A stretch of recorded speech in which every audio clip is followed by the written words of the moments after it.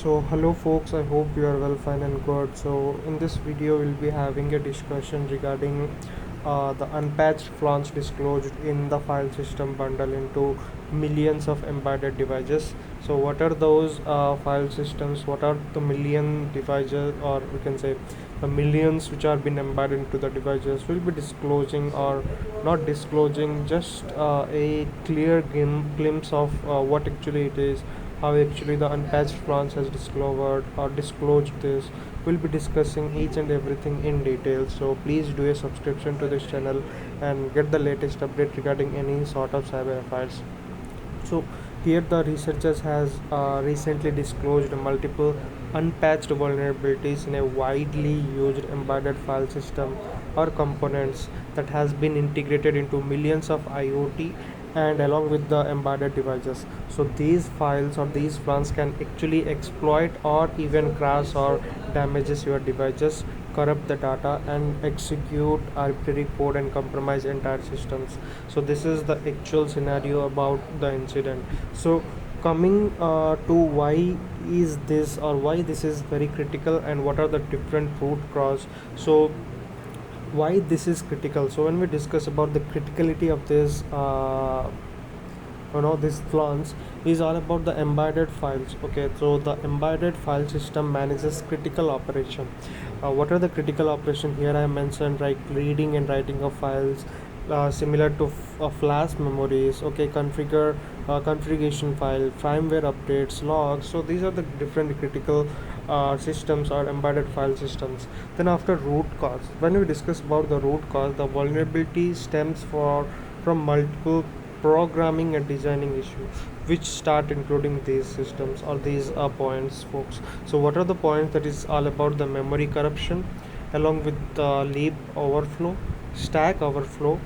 Okay, uh, integer overflow, out of bound read write, improper input validation, and logic flaws in file system pricing. So these issues, right? So these issues are actually triggered when actual sort of processing or any sort of corrupted file system, images, malicious media, craft firmware, or unexpected metadata or metastructure been identified are the most root cause of this flaw system. So if you are new, again I request please do subscription to this Cyberverse Explored, folks.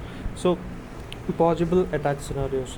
What are the different possible attack scenarios starting from first to the seventh? So one is all about the attacker create a malicious file system. Okay, images. Okay, along with that the device mount or praise in the uh, in the chips. Okay, along with the vulnerability event triggered. Then after the memory corruption occurs. Okay, fourth stage. Then the attacker gain code execution, malware becomes persistence, and finally the device joins a botnet or leak sensitive data. So this is the possible attack scenario of the attack flow.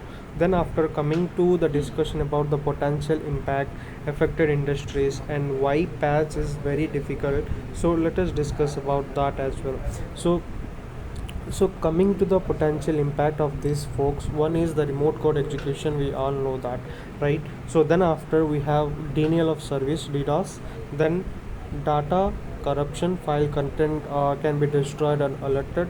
Okay, so then persistent malware, malicious, even any sort of unsuspicious malicious code have survivor reports, information disclosure, or the potential impacts, and any sort of crucial or sensitive data can be leaked, or the credential can be internally or externally exposed.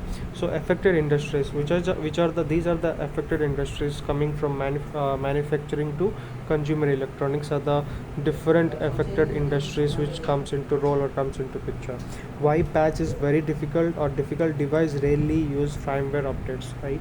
So then after, many are no longer supported by vendors, so use third party SDK with hidden dependency and remain deployed for 10 to 20 years. Okay, so as a result, vulnerable code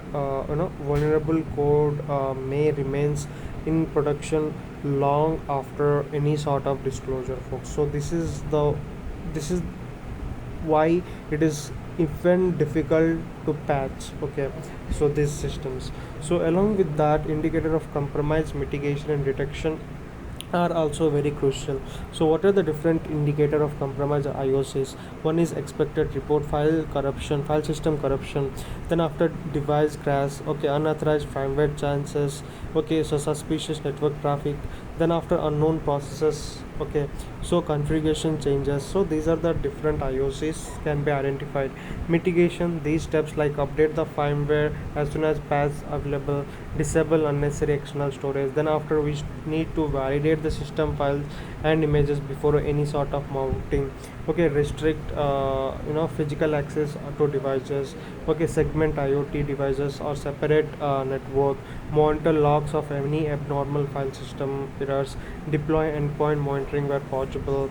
Inventory embedded devices, identify affected products. So detection, coming to detection mechanism which we need to monitor is all about the firmware integrity, watch for any repeated file system expectation or device alerting, and inspect unusual device behavior, perform any sort of firmware vulnerability assessment, then followed by use network monitoring to detect any sort of compromised IoT devices.